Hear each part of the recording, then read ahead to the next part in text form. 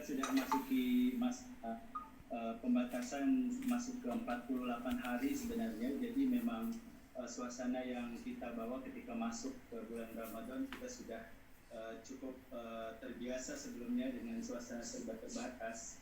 Maka ketika masuk bulan Ramadan, kita pun secara mental sebenarnya sudah siap. Dan ketika dirasakan ya memang sangat berbeda gitu. Ya, Pak Sony, bisa digambarkan kepada kami bagaimana kondisi saat ini di Malaysia mengingat setelah pemerintah melonggarkan lockdown?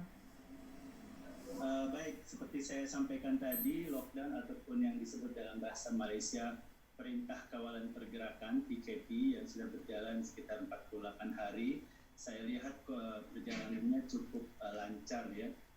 Kita belajar dengan cara belajar dari pengalaman, di mana selama 2 minggu pertama PKP dijalankan, kita masyarakat Malaysia mulai membiasakan diri dengan berbagai hal yang baru, dengan melakukan jaga jarak dalam segala aktivitas, dan tentunya aktivitas kebudayaan, sosial, olahraga, peribadatan semua ditutup. Pendidikan baik itu dasar, menengah ataupun tingkat tinggi juga, dan itu sudah berjalan setiap 2 minggu diperbaharui. Jadi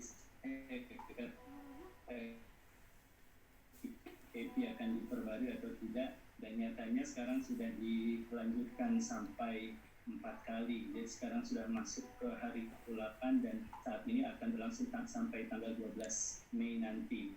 Dengan adanya pembatasan gerak ini, tentu saja secara umum kita mengkampanyekan untuk tinggal di rumah saja, tidak melakukan aktivitas di luar kecuali hal-hal yang sangat emergency ataupun sangat penting.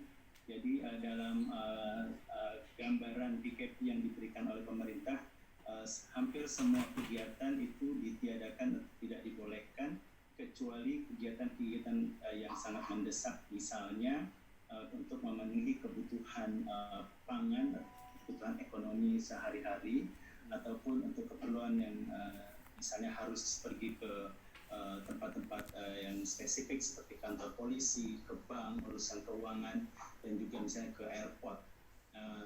Selain dari itu memang kita dibatasi, dan yang membuat masyarakat Malaysia di sini mungkin agak bisa bertahan karena dalam pembatasan itu juga pada saat sama diberikan berbagai insentif dan juga bonus-bonus yang membuat orang diusahakan supaya bisa tetap tinggal di rumah. Misalnya internet digratiskan atau diberikan diskon secara signifikan, listrik juga diberikan diskon, kemudian kegiatan ataupun acara-acara TV juga diperbanyak dan seterusnya.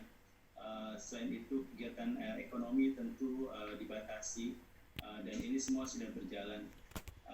Ketika memasuki bulan Ramadan, tentu ini membuat segala rutinitas Ramadan yang selama ini berlangsung jadi sangat berbeda.